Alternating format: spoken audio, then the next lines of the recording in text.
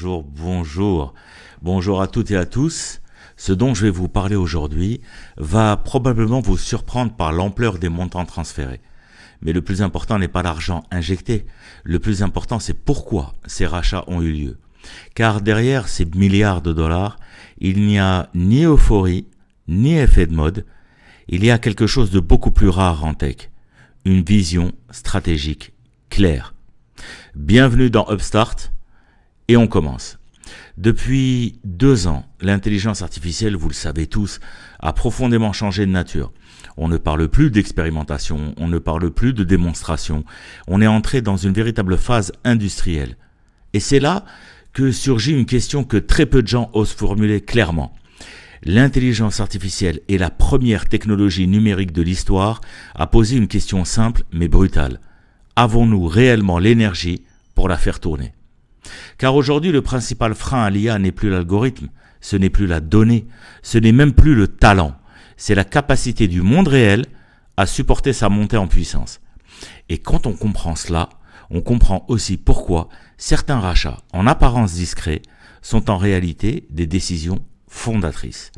Alors, commençons par le premier mouvement. Qualcomm, c'est l'un des piliers invisibles de la tech mondiale. Ces technologies sont présentes dans près de 70% des smartphones Android et plus de 9 milliards de composants reposent sur ces architectures chaque année. Fin 2025, Qualcomm rachète Alphawave pour, tenez-vous bien, 2,4 milliards de dollars. Bref, une pichenette. Alphawave ne fabrique pas des produits visibles. Elle conçoit ce qui permet aux puces de communiquer entre elles à des vitesses extrêmes. Alors, vous allez me poser la question, pourquoi est-ce aussi important ? Parce qu'aujourd'hui, un modèle d'IA ne sature pas par manque de calcul. Il sature par embouteillage de données.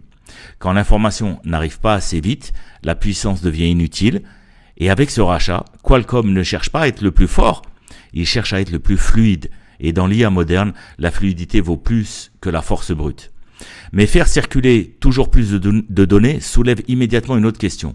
Une question encore plus concrète, l'énergie. Les projections sont claires. D'ici 2030, les data centers pourraient représenter jusqu'à 8% de la consommation électrique mondiale. C'est un mur qui arrive très vite. C'est là qu'intervient le deuxième mouvement, Marvell Technology. Alors, Marvell Technology est déjà au cœur des plus grands data centers mondiaux. Ces technologies sont utilisées par AWS, Microsoft Azure et Google Cloud. Fin 2025, Marvell rachète Celestial AI pour 3,25 milliards de dollars, avec un potentiel allant jusqu'à 5,5 milliards avec les cash-out, etc. Celestial AI travaille sur quoi ? Travaille sur une rupture simple à comprendre, mais immense à l'échelle mondiale. Faire circuler les données par la lumière plutôt que par l'électricité. Est-ce que vous vous rendez compte ? Est-ce que vous êtes choqué autant que moi ? C'est quand même fou. Alors, on dit faire circuler les données par la lumière plutôt que par l'électricité. Alors le résultat, c'est quoi ? Plus de bandes passantes, beaucoup moins de consommation énergétique, moins de chaleur, donc plus de stabilité. Ce rachat n'est pas spectaculaire, il est vital. Marvell ne prépare pas la prochaine annonce tape à l'œil, il prépare une IA capable de fonctionner durablement dans un monde aux ressources finies et non infinies. Je dis bien aux ressources finies, qui se tarissent et qui nous rappellent à quel point tout a une limite. Alors, lorsque l'infrastructure devient plus solide, une dernière question s'impose naturellement. À quoi va réellement servir toute cette puissance ?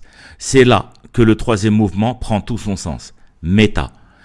Ce sont plus de 3 milliards d'utilisateurs actifs mensuels, avec WhatsApp, Instagram, Facebook, et c'est l'un des plus gros budgets IA au monde. Fin décembre 2025, Meta rachète Manus AI pour plus de 2 milliards de dollars. Manus AI ne développe pas des assistants qui parlent mieux. Elle développe des agents intelligents, des systèmes capables de planifier, coordonner, exécuter, automatiser des tâches complexes. L'IA ne se contente plus de répondre, elle commence à agir. Et le message de Meta est limpide. L'IA de demain ne remplacera pas l'humain, elle lui rendra du temps. Alors, si l'on prend maintenant un peu de hauteur, le fil conducteur apparaît très clairement. Ces rachats à mon humble avis, ne sont pas des coûts financiers. Ce sont des fondations stratégiques. Qualcomm sécurise la circulation d'intelligence, Marvell sécurise l'avenir énergétique de l'IA, Meta sécurise son utilité concrète dans la vie réelle. Nous entrons donc dans une phase plus mature de la tech, moins brillante, moins bruyante, mais infiniment plus décisive. Alors, je vous le dis, 2026 ne sera peut-être pas l'année des annonces spectaculaires, quoique j'en doute, mais elle pourrait bien être l'année où l'IA devient enfin solide, fiable et utile. Donc, au-delà du rachat, il y a une stratégie. Et quand la technologie est pensée avec clarté, elle ne crée pas de peur, elle éclaire. C'est aussi simple que ça. Merci d'avoir écouté Upstart. Si cet épisode vous a éclairé, n'hésitez pas à vous abonner sur ma chaîne YouTube et à le partager. Et je vous dis à très bientôt. Merci pour tout.